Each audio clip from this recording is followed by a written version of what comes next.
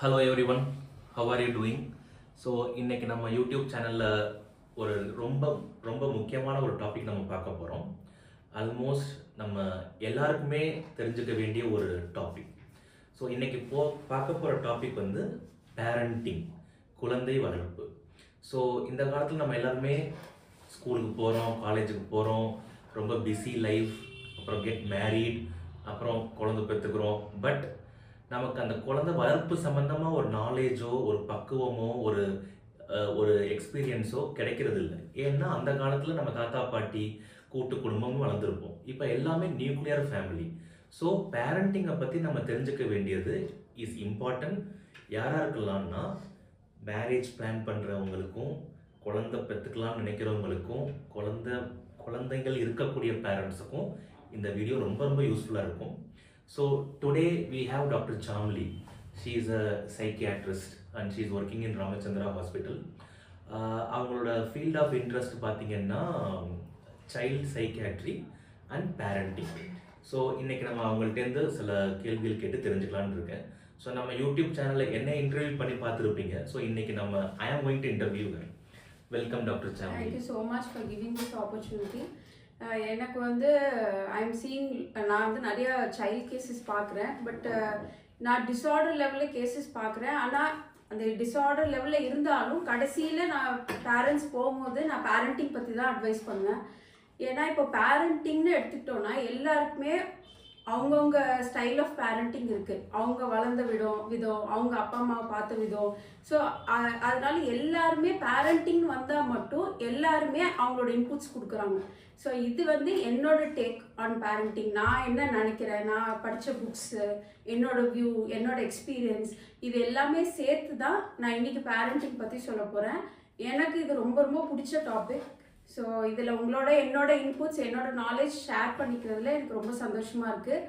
உங்களுக்கு பிடிச்சிருந்ததை நீங்கள் எடுத்துக்கோங்க, பிடிக்கலன்னா it's okay. But this is என்னோட view of parenting. Okay, so let us start with a very very basic question. Parenting அதை பற்றி தெரிஞ்சுக்க வேண்டியது, why is it important? Because பேரண்டிங்லேருந்து தான் எல்லாமே ஸ்டார்ட் ஆகும். நம்ம ஒரு இண்டிவிஜுவல், நான் வந்து அடல்ட் சைக்காட்ரி பார்க்குறேன். ஸோ ஒரு பேரண்டிங்கில் ஒரு நல்ல பிகினிங்கில் வந்துட்டாங்கன்னா அதுக்கப்புறம் அவங்க ரொம்ப சேஃபாக ஃபீல் பண்ணுறாங்க, ரொம்ப ட்ரஸ்டபுளாக இருக்காங்க. அவங்க வந்து அடல்ட் ஆகும்போது அவங்க ஃப்ரெண்ட்ஷிப் வச்சுக்கிறதுலையோ இல்லை ஒரு ரிலேஷன்ஷிப் வச்சுக்கிறதுலையோ எல்லாத்துலேயுமே ரொம்ப கம்ஃபர்டபுளாக செக்யூர்டாக இருக்காங்க. ஸோ அது எங்கே ஸ்டார்ட் ஆகுதுன்னா அது பேரண்டிங் தான் ஸ்டார்ட் ஆகுது. ஸோ அந்த பேரண்டிங் ரிலேஷன்ஷிப் தான் அங்கே வரைக்கும் கொண்டு போகும். ஸோ அந்த பேரண்டிங் கரெக்டாக இருந்துச்சுன்னா சைல்ட் டிஸார்டர்ஸ் மட்டும் இல்லை, அடல்ட் டிஸார்டர்ஸும் குறையும். அது என்னோட view. So parenting is like the foundation for child's life. It's very basic, but that is அதுதான் பில்ட் பண்ணும் எல்லாத்துக்குமே. ஓகே, ஸோ பொதுவாக நம்ம காமனாக கேள்விப்படுறோம், இது நல்ல குழந்தை, குட் சைல்டு, இவன் ரொம்ப சில்மிஷம் பண்ணுறவன், bad child. So who is a good child, who is a bad child? Sometimes parents வரும்போது என்கிட்ட சொல்லுவாங்க, ஃபஸ்ட்டு குழந்தை வந்து ரொம்ப அமைதி, ரெண்டாவது குழந்தை வந்து ரொம்ப நாட்டி, ரொம்ப துருத்துருன்னு இருக்காரு, ரொம்ப கெட்ட குழந்தை. ஸோ எனக்கு அப்போ வந்து என்னால் அதை அவங்க சொல்கிறது என்னால் ஏற்றுக்கவே முடியாது. ஒரு சைல்டுன்னு இருந்தால் எல்லா சைல்டுமே இன்னசென்ட் தான். Every child is a very good child. Okay, there is no like bad child, good child, இவங்க கெட்டவங்க, இவங்க நல்லவங்க. அப்படி சைல்டுனாவே அவங்க நல்லவங்க தான். மேபி அவங்க செய்யக்கூடிய விஷயங்கள் வேணா உங்களுக்கு அது தொந்தரவு படுத்துற மாதிரி இருக்கலாம், இல்லை கெட்டதாக இருக்கலாம். அது அவங்க செஞ்ச விதமே தவிர அந்த செய்யற விதம் தான் தப்பு, அவங்க தப்பு கிடையாது. ஸோ இப்போ ஒரு விஷயம் செஞ்சு தப்பாக செஞ்சுட்டாங்கன்னா அந்த பிஹேவியர்னு சொல்லுவோம். அந்த செஞ்ச விஷயம், ஃபார் எக்ஸாம்பிள் அவங்க வந்து கப்பை தட்டி விட்டுட்டாங்க அப்படின்னா அது ஒன்று நீ வந்து கெட்ட குழந்தை, நீ வந்து சரியில்லை, நீ வந்து ரெஸ்பான்சிபிளாக இல்லை, ரொம்ப கேர்ஃபுல்லாக இல்லை, அந்த மாதிரி குழந்தைய திட்டக்கூடாது. அப்படி குழந்தைய திட்டினீங்கன்னா அவங்களுக்கு வந்து பேரண்ட்ஸோட அப்ரூவல், பேரண்ட்ஸ் என்ன சொல்கிறாங்களோ அதை ரொம்ப உள்வாங்கிப்பாங்க. ஸோ நீங்கள் ஒரு விஷயத்த வந்து நீங்கள் அந்த செஞ்ச பிஹேவியரில் ஃபோக்கஸ் பண்ணாமல், இப்போ கப்பு கீழே விழுந்துருச்சுன்னா அது கப்பு கீழே விழுந்து என்ன ரீசன், ஏன் அப்படின்னு எக்ஸ்பிளைன் பண்ணலாமே தவிர அந்த சைல்டை வந்து நீங்கள் பர்சனலாக அட்டாக் பண்ணக்கூடாது, அந்த நேம் பண்ணக்கூடாது அந்த சைல்டை. நீ வந்து சரியில்லை, அப்படின்னு நேம் பண்ணிங்கன்னா அது வந்து ரொம்ப ஹர்ட் ஆகும். இது யாரோ ஒரு ஸ்ட்ரேஞ்சர் சொல்றதுக்கும் ஒரு பேரண்ட் சொல்றதுக்கும் நிறைய வித்தியாசம் இருக்கு. ஸோ நம்ம வந்து ரொம்ப கேர்ஃபுல்லாக இருக்கணும். ஆமா, சைல்ட வந்து அவங்க சம்டைம்ஸ் அந்த சைல்டு முன்னாடியே சொல்லுவாங்க நீ நல்ல குழந்தை இல்லை அப்படின்னு சொல்லும் போது அந்த நமக்கே அது ஹர்ட் ஆகும் போது அந்த சைல்டுக்கு இன்னும் அது ஹர்ட் ஆகும். பிகாஸ் அங்கேருந்து தான் வருமே. ஸோ அங்கேருந்து தான் பில்ட் ஆகுமே. அங்கேருந்து தான் செல்ஃப் எஸ்டீம்ங்கிற ஒரு விஷயமே வரும். அந்த அந்த செல்ஃப் எஸ்டீம் வந்து அஃபெக்ட் ஆயிடுச்சுன்னா அப்புறம் அது ஃபியூச்சரில் ரொம்ப அஃபெக்ட் ஆகும். ஓகே. ஸோ எங்கள்கிட்ட வர பேரண்ட்ஸ்லாம் சம்டைம்ஸ் சொல்லுவாங்க, இந்த ஹெட் ஏக் அந்த மாதிரி கம்ப்ளைண்ட்ஸில் வர்றவங்க, சார் இவன் மட்டும் எப்போதுமே நான் சொன்னால் எதுவுமே கேட்குறதே இல்லை, மற்ற குழந்தைங்களாம் நல்லா நார்மலாக பிஹேவ் பண்ணுறாங்க, இவன் நான் சொல் பேச்சே கேட்குறது இல்லை, ஸோ இவன் மட்டும் வித்தியாசமாக எல்லாமே பண்ணுறான், என்னால் மேனேஜ் பண்ண முடியல. இன்னைக்கு கூட ஒரு மதர் அப்படி சொன்னாங்க. So how to you council such parents? So வந்து இந்த மாதிரி பேரண்ட்ஸ் நான் என்ன சொல்வேன்னா, இப்படி சொன்னாங்கன்னா என்ன சொல்வேன்னா, குழந்தைங்களை பற்றி அவங்களுக்கு தெரியல. ஸோ குழந்தைங்க வந்து இப்படி தான் இருப்பாங்க. அதை first as a parent accept பண்ணிக்கணும். நம்ம அளவு பிரெயினோ நம்ம அளவு வந்து பிரெயின் அவங்களுக்கு ஃபார்ம் ஆகலை. அவங்க இப்போ தான் பில்ட் ஆகிட்டு இருக்கு. எப்படி ஒரு பில்டிங் கன்ஸ்ட்ரக்ஷனில் இருந்தால் கொஞ்சம் எங்கேயாவது வந்து கிராக் ஆகலாம், எங்கேயாவது லைக் ஸ்டார்டிங் ஸ்டேஜ்னா கொஞ்சம் இதாகுமோ அந்த மாதிரி அந்த பில்டிங் வந்து இன்னும் ஸ்ட்ராங் ஆகலை. ஸோ அதே மாதிரி நம்ம பிரெயினில் வந்து ஃப்ராண்டல் லோப்னு ஒரு ஸ்ட்ரக்சர் இருக்குது, அந்த ஃப்ரண்ட் ஸ்ட்ரக்சர். அந்த ஸ்ட்ரக்சர் தான் ஜட்ஜ்மெண்ட்க்கு, நம்மளோட திங்கிங்க்கு, எப்படி மெச்சூர்டாக திங்க் பண்ணுவோமோ அது எல்லாமே அந்த பார்ட் ஆஃப் த பிரெயின் தான் வேலை செய்யணும். பட் என்னன்னா சில்ட்ரன்ஸ்க்கு அது அந்த அளவு ஃபார்ம் ஆயிருக்காது.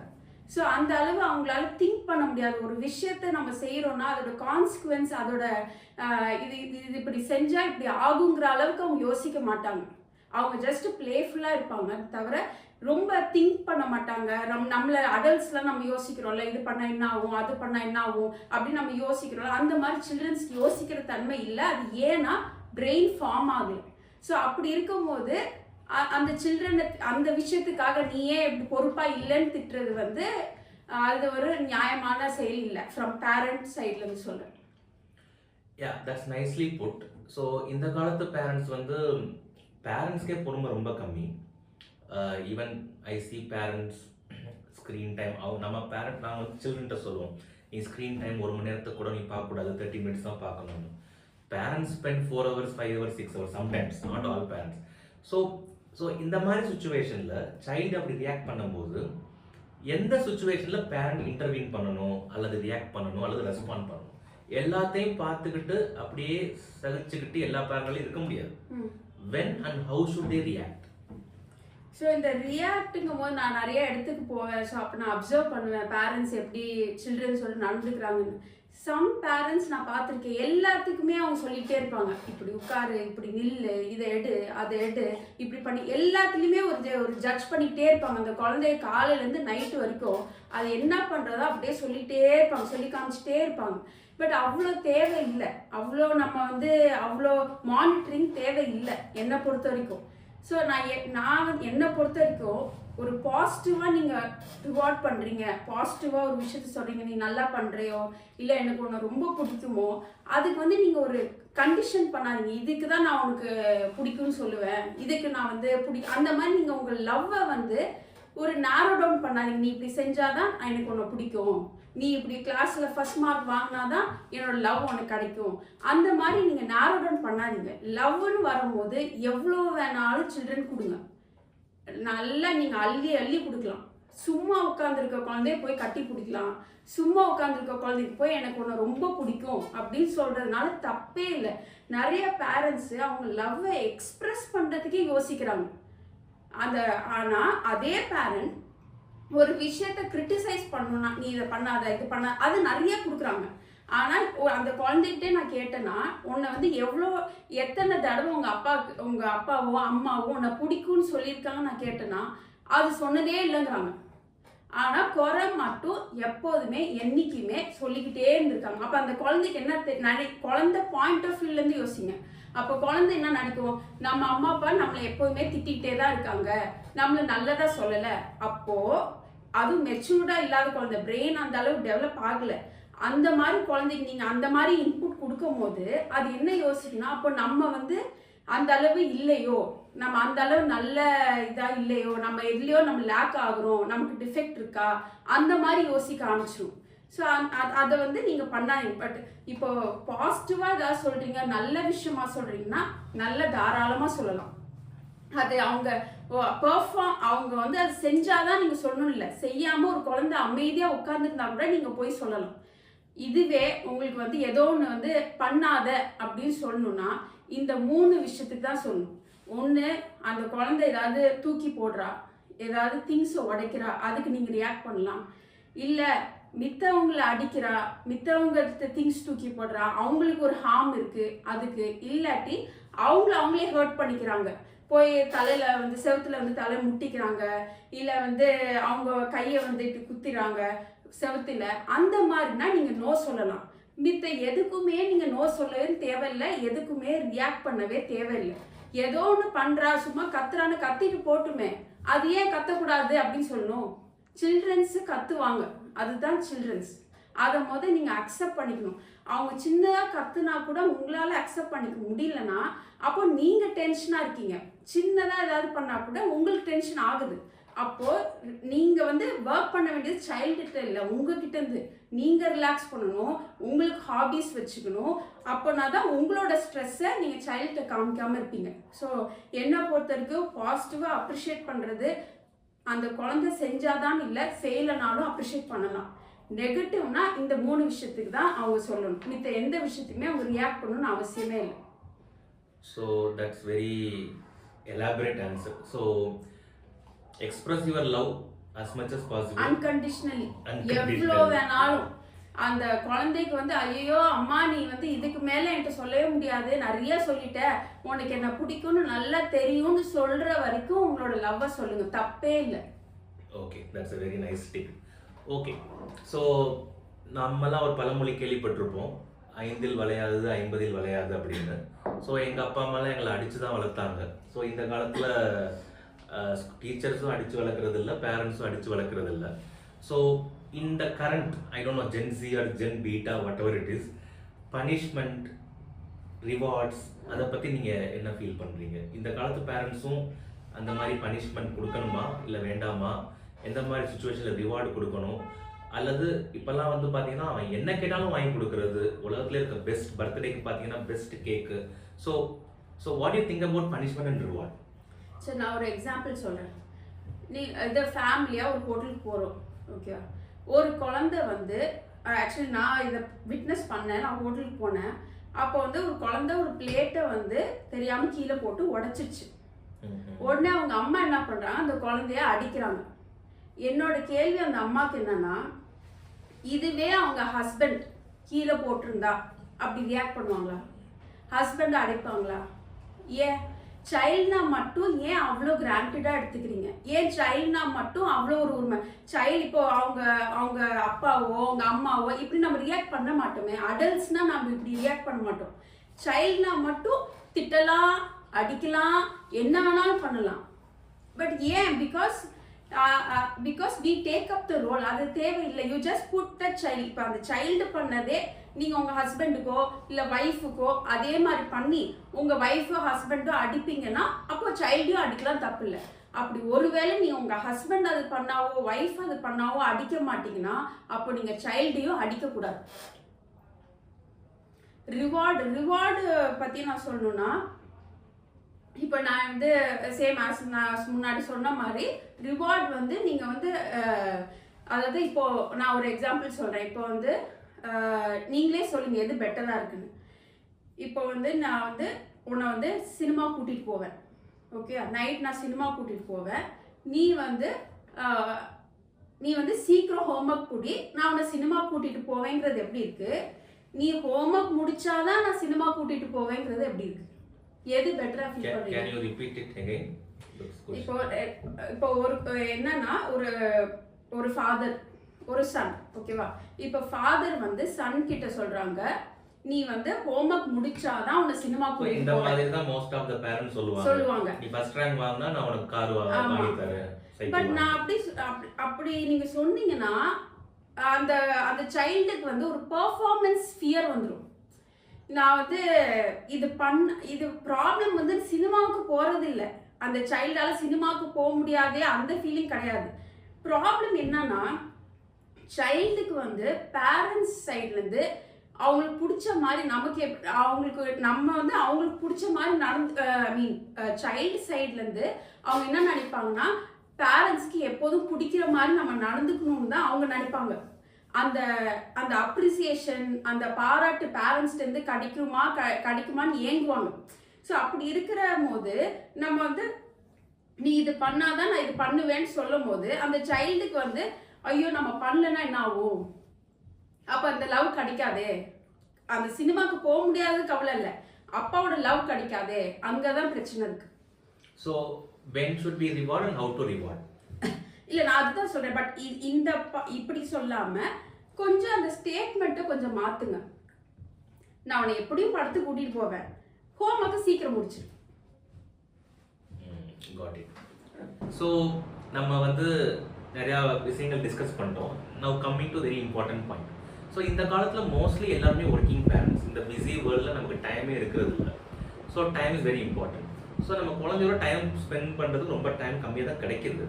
ஸோ அதை பொறுத்த வரைக்கும் குவாலிட்டி முக்கியமா இல்லை குவான்டிட்டி முக்கியமா? as a confused parent I would like to ask. First quality டைம்னா என்னன்னு சொல்லிடுங்க, குவான்டிட்டி டைம்னா என்ன? ஸோ குவான்டிட்டினா அதிக நேரம் ஸ்பெண்ட் பண்ணுறது, எனக்கு 1 hour ஸ்பெண்ட் பண்ணணும், 2 hours ஸ்பெண்ட் பண்ணணும் அப்படின்னு நினைக்கிறது குவான்டிட்டி. குவாலிட்டினா எனக்கு இருக்கிற டயத்தில் வேற எதை பற்றியும் யோசிக்காம அதை மட்டும் ஃபோக்கஸ் பண்ணி அவனோட குட் அவனை சந்தோஷப்படுத்துகிற மாதிரி அவனுக்கு பிடிச்ச மாதிரி பண்ணுறது. This is my understanding. நான் என்ன சொல்கிறேன்னா குவான்டிட்டி டைம் தான் முக்கியம். ஏன்னா எந்த ஒரு துறையில் எடுத்தாலும் எவ்வளோ நேரம் அதில் இருக்கிறோமோ அவ்வளோ அந்த துறையில் நம்ம சக்சீட் ஆகும். ஸோ அதே மாதிரி தான் பேரண்டிங்கும். நீங்கள் நிறைய நேரம் ஸ்பெண்ட் பண்ணிங்கன்னா சைல்டு இன்னும் ஹாப்பியாக இருக்கும். இப்போது ஃபார் எக்ஸாம்பிள் நீங்கள் ஒரு ஃபிக்ஸ்டு ஜாபில் இருக்கும்போது நான் வந்து 1 hour தான் உங்கள் வேலைக்கு 8 to 4 உங்கள் ஜாப்னா நான் வந்து 1 hour தான் வேலைக்கு வருவேன். ஆனால் அந்த 1 hour நான் சூப்பராக வேலை செய்வேன்னா உங்களோட பாஸ் அக்செப்ட் பண்ண மாட்டாங்களே. அதே மாதிரி தான் சைல்டும் வந்து நீங்கள் 1 hour பண்ணுவீங்க, ஆனால் நல்லா விளையாடுவீங்க, அடுத்த வந்து ஒரு 12 hours நீங்கள் வந்து சைல்டை கண்டுக்க மாட்டிங்கன்னா அது வந்து அக்செப்ட் பண்ண முடியாது. ஸோ அது வந்து சைல்டுக்குமே அது ரொம்ப டிஃபிகல்ட்டாக இருக்கும். ஸோ உங்களுக்கு முடிஞ்ச அளவுக்கு எவ்வளோ டைம் கொடுக்க முடியுமோ அவ்வளோ டைம் சைல்டு கொடுக்குறது தான் நல்ல option. So I clearly understand that சில சுச்சுவேஷனில் பார்த்தீங்கன்னா அவங்களால முடியாது, working parents situations. So they develop this dad guilt or mom guilt. என்னால் டைம் கொடுக்க முடியலையே, எனக்கு சுச்சுவேஷன் அப்படி இருக்குது. How to overcome the guilt? அப்போ நீங்க அந்த சைல்டு எக்ஸ்பிளைன் பண்ணுங்க. இப்போ ஒரு அடல்ட்னா எப்படி எக்ஸ்பிளைன் பண்ணுவீங்க, இதுதான் ரீசன் என்னால வர முடியல. அட்லீஸ்ட் உங்களுக்கும் கொஞ்சம் ரிலீவா இருக்கும், அவங்களுக்கும் கொஞ்சம் அண்டர்ஸ்டாண்ட் பண்ணிப்பாங்க. நம்ம சைல்டு தானே, அவங்க அண்டர்ஸ்டாண்ட் பண்ணிக்க மாட்டாங்க அந்த மாதிரிலாம் இல்லை. ஸோ நீங்கள் சொன்னால் அவங்களும் புரிஞ்சுப்பாங்க. பட் சொல்லிட்டு பண்ணுறது டிஃப்ரெண்ட். பட் நீங்கள் சொல்லாமல் சைல்டு தானே அப்படின்னு கிராண்டடாக எடுத்துக்கிறது தான் இங்கே தப்பு. I think that's a very important tip. ஏன்னா இந்த காலத்தில் நிறையா பேரண்ட்ஸ் அந்த கில்ட் இருக்குது, டைம் ஸ்பெண்ட் பண்ண முடியலன்னு. Okay, so quantity is more important then quality. Okay, I am going to go to the most important topic which every parent is looking for, screen time. So இந்த காலத்தில் we are in living in reels world. So shorts and reels. எனக்கிட்ட வர எல்லா குழந்தைங்களும் parents நான் கேட்குற ஒரே கேள்வி, how much is the screen time? ஆவரேஜாக 2 hours 3 hours 4 hours. ஸோ அப்படின்னு கிளியராக சொல்கிறாங்க. அப்போ நான் நெக்ஸ்ட் கொஸ்டின், நீங்கள் என்ன பார்ப்பாங்கன்னு கேட்பேன். அவன் ஃபுல்லாக ரீல்ஸ் தான் சார் பார்க்குறான் அப்படின்னு பேரண்ட்ஸ் சொல்கிறாங்க. So how much time should a child watch screen? என்னோட டேக் என்னன்னா, சில்ட்ரன் வாட்ச் பண்ணுங்கிற அவசியமே இல்லை.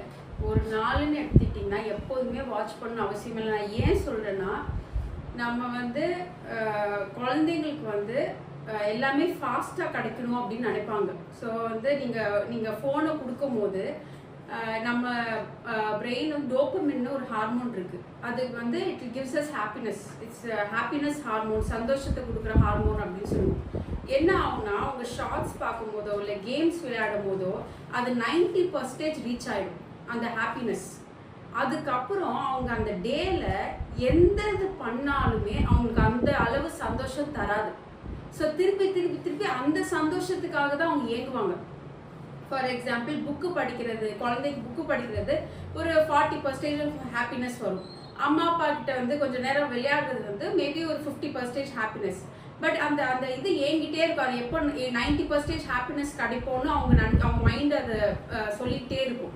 ஸோ நீங்கள் மொத்தமாகவே அதை அந்த டேல கொடுக்காம நான் என்ன பேரண்ட்ஸ் சஜஸ்ட் பண்ணுவேன்னா, வீட்டில் இன்னொன்று என்ன எனக்கு ரொம்ப முக்கியமான விஷயம் என்ன பேரண்ட்ஸ் சொல்லுவேன்னா, பேரண்டிங்லே ஜென்ரலாக இருக்கிற எல்லா பிரச்சனையும் ரொம்ப ஈஸியாக ஹேண்டில் பண்ணக்கூடிய ஒரே விஷயம் ஸ்க்ரீன் டைம் தான். நீங்கள் ஈஸியாக பண்ணிடலாம், ஒன்றும் இல்லை. அந்த ஃபோனை தூக்கி லாக்கரில் போடணும், டிவி கேபிளை கட் பண்ணணும், அவ்வளோதான். நீங்களும் பார்க்கக்கூடாது. நீங்கள் வந்து சைல்டுக்கு வந்து ஃபோனை பிடிங்கிட்டு நீங்கள் ஒரு 3 hours பார்க்குறீங்கன்னா அது வந்து அப்படி அப்படி பண்ண முடியாது. உங்களை தொந்தரவு பண்ணிக்கிட்டே தான் இருப்பாங்க. நீங்களும் பார்க்கல, அவங்களும் பார்க்கலன்னா ஃபைன். அதுக்கு நான் இப்போ ஒரு சில ஸ்கூல்ஸ்க்குலாம் போகிறேன், ஸ்பீச் கொடுக்குறேன், ஸ்க்ரீன் டைம் பற்றி ஃபோக்கஸ் பண்ண சொல்கிறாங்க. அதில் நான் உங்களுக்கு கிட்ஸ்க்குலாம் நான் என்ன சொல்வேன்னா, ஒரு 2 weeksக்கு ஒரு 2 weeks டீடாக்ஸ் மாதிரி 2 weeks ஸ்க்ரீனே பார்க்காதீங்க. அந்த 2 weeks நீங்கள் ஸ்க்ரீன் பார்க்கலன்னா உங்கள் அப்பா அம்மாவை எங்கேயாவது கூட்டிகிட்டு போக சொல்லுங்கள். ஒரு வெளியில் ஒரு தேட்டருக்கோ இல்லை ஒரு பீச்சுக்கோ இல்லை உங்களுக்கு பிடிச்ச இடத்துக்கு கூட்டிகிட்டு போக சொல்லுங்கள். என்னன்னா ஸ்க்ரீன் வந்து அதர் பிளேசஸில் அலௌட், வீட்டுக்குள்ளே தான் அலௌட் இல்லை. ஏன்னா வீட்டில் தான் நம்ம most of the time spend பண்ணுறோம். ஸோ வீட்டுக்குள்ளே அதை அலோவ் பண்ணாதீங்க. வெளியில் போகிறாங்க, இங்கே இன்னைக்காவது மாலுக்கு போகிறாங்க, அங்கே வீடியோ கேம்ஸ் விளையாடலாம், தப்பு இல்லை. பிகாஸ் நீங்கள் அந்த சிச்சுவேஷன், அந்த ட்ரிகர்னு ஒன்று சொல்லுவோம்ல, கியூ அப்படின்னு சொல்லுவோம்ல. இப்போ வீட்டில் வந்து அந்த அந்த டிவி பார்க்கும்போதோ இல்லை அந்த ஃபோன் பார்க்கும்போதோ அந்த கியூ ஜாஸ்தி இருக்குது அவங்களுக்கு. ஸோ அவங்களால அதை கண்ட்ரோல் பண்ண முடியாது. ஆஸ் ஏர்லி நான் சொன்ன மாதிரி இந்த ஃப்ரான்டல் பிரெயின் வந்து அந்த அளவுக்கு டெவலப் ஆகலை. ஸோ ஈஸியாக அதில் ட்ராப்பில் விழுந்துருவாங்க. எப்போ வந்து கிட்ஸ் நினைக்கிறாங்களோ வீட்டுக்குள்ளே எனக்கு ஸ்க்ரீன் கிடையாது, வீட்டுக்கு வெளியில தான் என்னால் பார்க்க முடியும் அப்படின்னா அவங்களுக்கு அந்த கிரேவிங் வராது, அவங்களுக்கு அந்த அடம் பண்ண மாட்டாங்க, உங்களை தொந்தரவு பண்ண மாட்டாங்க, அதெல்லாம் கம்மியாகும். ஸோ வந்து பெஸ்ட் திங் வந்து நீங்கள் எப்பயாவது வெளில கூட்டிகிட்டு போகும்போது அவங்க ஸ்க்ரீன் காமிங்க. உள்ள ஸ்க்ரீனை கம்ப்ளீட்டாக 100% ஃபுல்லாக அவாய்ட் பண்ணுறது தான் பெஸ்ட் ஆப்ஷன். நீங்கள் வந்து சைல்டுக்கிட்ட வந்து இப்போ நம்மளால முடியுமா, ஒரு 10% நம்ம ஒரு லைக் ஒரு 10 minutes மட்டும் பார்த்துட்டு நம்மளால ஷார்ட்ஸில் ஆஃப் பண்ணிட்டு வெளில வர முடியுதா? நம்மளாலே வர முடியாத போது ஒரு சின்ன குழந்தையால கண்டிப்பாக வர முடியாது. ஸோ பெஸ்ட் ஆப்ஷன் நீங்கள் டோட்டலாக அவாய்ட் பண்ணுங்க. ஒன்ஸ் 2 weeks 3 weeks வெளியில் கூட்டிகிட்டு போய் காமிங்க. ஓகே, ஸோ ஐ திங்க் நீங்கள் சொல்கிற பாயிண்ட்ஸ் எல்லாம் புரியுது. But sometimes even parents are addicted to screens. So நம்ம ஈஸியாக குழந்தைகிட்ட சொல்லிடுவோம் ஸ்க்ரீன் பார்க்காத, மொபைல் பார்க்காதன்னு. பட் நீங்கள் சொன்ன மாதிரி நம்ம போய் பார்த்துட்டு இருக்கோம். So how should the parent control themselves that urge or I would use the word addiction for screen. ஏன்னா இந்த காலத்தில் எல்லாத்தையும் மொபைல் வந்துருச்சு. So what will be your advice for the parents? How can they limit their screen time? Same thing applies for the parent also. நம்ம வந்து இப்போ பேரண்ட்டுக்கு வந்து அதே மாதிரி நான் சொன்னேன்னா அந்த 80% and 20% ஹாப்பினஸ் அதே தான். So they should find some alternative pleasure. வேறு ஏதாவது அவங்களுக்கு பிடிச்சதில் அவங்க இன்வால்வ் பண்ணிக்கணும். இதே தான் அவங்களுக்கும். அவங்க லைஃப்பில் ஃபோன் இருக்க வரைக்கும் அவங்களால அந்த மித்த பிடிச்ச விஷயங்களை ஈடுபட முடியாது. ஸோ அவங்களும் ஃபோன் அவாய்ட் பண்ணணும். அப்படின்னா தான் அவங்களே டிஸ்கவர் பண்ணிக்க முடியும் அவங்களுக்கு என்ன பிடிக்கும், வேற எப்படி சிந்தனை, வேற எப்படி கிரியேட்டிவா வேற ஏதாவது பண்ணலாமா அப்படின்னு அவங்களுக்கு தாட்ஸ் வரும். Okay, so probably we are coming to the end. So நம்ம ரொம்ப காமனாக பேரண்ட்ஸ்லேருந்து நான் கேட்குற கம்ப்ளைண்ட்ஸ் ஆல்மோஸ்ட் பீடியாட்ரிஷியன்ஸ், எல்லா பீடியாட்ரிஷியன்ஸும் டெய்லி இந்த கொஸ்டின்ஸ் தான் they are facing. N child எதுவுமே சாப்பிட மாட்டேங்குது, என்ன கொடுத்தாலும் எடுத்துக்க மாட்டேங்கிறான். இல்லை சில parents on the other hand particular அந்த ஆன்டி சீசன் மெடிக்கேஷன்ஸ் தான் கொடுக்குறோம். சில எபிலப்சி இருக்க குழந்தைங்களுக்கு, இல்லை பிஹேவியர் ப்ராப்ளம் இருக்கிறவங்களுக்கு தேசே ரொம்ப சாப்பிட்டுட்டே இருக்கிறான். So this eating problem, what is your advice for the parents? So இப்போ இது வந்து எங்களுக்கும் அடிக்கடி நிறைய பேர் கேட்பாங்க எப்படி ரொம்ப சாப்பிட, லைக் ரொம்ப இன்ட்ரெஸ்ட். சில பசங்களுக்கு வந்து நல்ல அப்படைட் இருக்கும், நல்லா சாப்பிடுவாங்க, சில பேருக்கு அப்படைட் இருக்காது. ஸோ ஒரு ஃபேமஸ் பீடியாட்ரிஷியன் இருக்காங்க, அவங்க பேர் வந்து கார்லோஸ். ஸோ அவங்க வந்து ஒரு புக் எழுதியிருக்காங்க.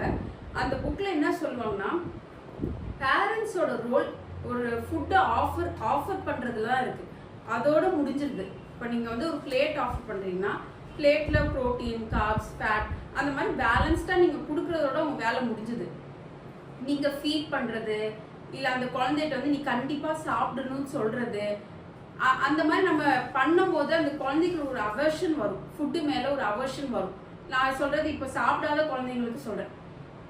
ஸோ ஃபோர்ஸ் பண்ணக்கூடாது.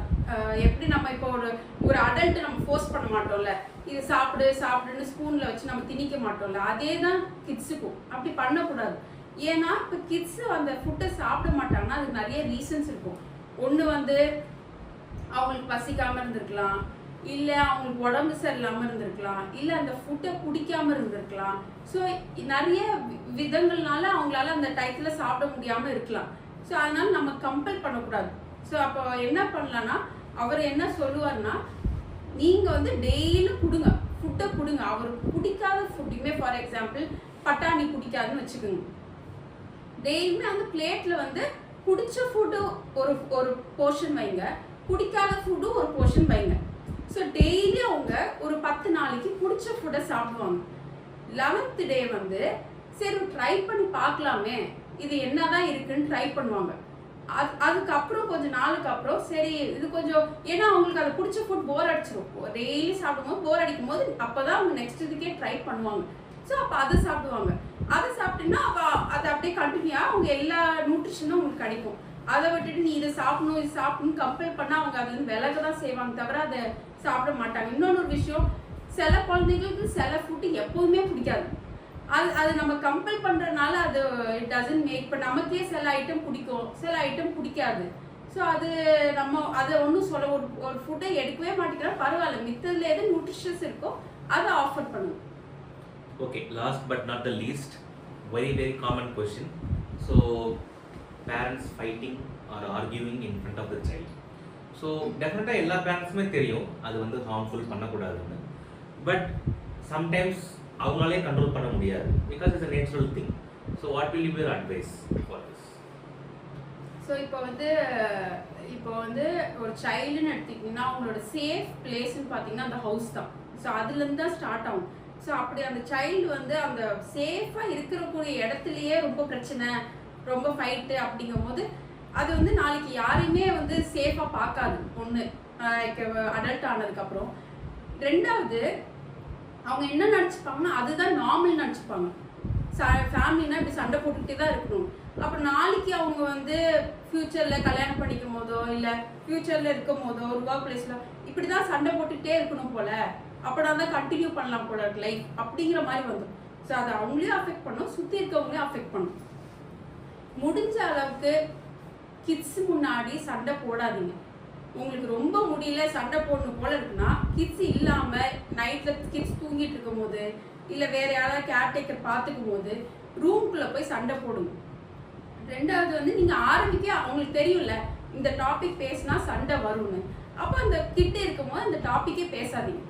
கிட்ட இல்லாத போது அந்த டாபிக்கை ஸ்டார்ட் பண்ணுங்க. Thank you very much. ஸோ இந்த டிப்ஸ் எல்லாமே உங்களுக்கு ரொம்ப யூஸ்ஃபுல்லாக இருக்கும்னு நினைச்சிருக்கேன். If you have more questions, put in the comment box. Now I will give you 30 seconds free time to express your opinion about parents. என்னை பொறுத்த வரைக்கும் the best gift a parent can give to the child is their sweet memories. அவங்களோட ஞாபகங்கள் தான் அவங்க சைல்டுக்கு ஒரு biggest மெமரிஸாக இருக்கும். So அது இப்போ நம்மளும் சைல்டாக இருந்திருப்போம், இப்போ பேரண்டாக இருக்கோம். ஸோ நம்மளோட பெஸ்ட் மூமெண்ட்ஸ் எதுன்னு பார்த்தீங்கன்னா இட்ஸ் நாட் லைக் நான் வந்து ட்ரெயின் எனக்கு வாங்கி கொடுத்தது அது கிடையாது. ட்ரெயின் வாங்கி கொடுத்தது பின்னாடி எங்கள் அப்பாவோட ஒரு ஒரு அப்ரிசியேஷன் இருக்கும், இல்லை நான் எங்கள் அம்மா மடியில் தூங்கின ஒரு சந்தோஷம். ஸோ அதுதான் என்னோட பெஸ்ட் மூமெண்ட்ஸாக இருக்கும். ஸோ அதே மாதிரி தான் உங்கள் சைல்டுக்கு எது பெஸ்ட் மூமெண்ட்ஸ், எந்த மூமெண்ட்ஸ் அவங்க வந்து லைஃப் லாங்காக ஒரு ஹோல்ட் பண்ணிக்க போகிறாங்க, எது கஷ்டம் அவங்களுக்கு தரப்போகுது ஃப்யூச்சரில், இது எதுவுமே இது எல்லாமே உங்கள் கையில் தான் இருக்குது. அவங்களுக்கு பெஸ்ட் மெமரிஸ் கொடுத்து அவங்களுக்கு வந்து நல்ல செரிஷ் மெமரிஸ் கொடுக்க வேண்டிய ஆஸ் அ பேரண்ட் அது உங்களோட கடமை. Thanks Dr. Chamli for such a wonderful interview. Thank you so much.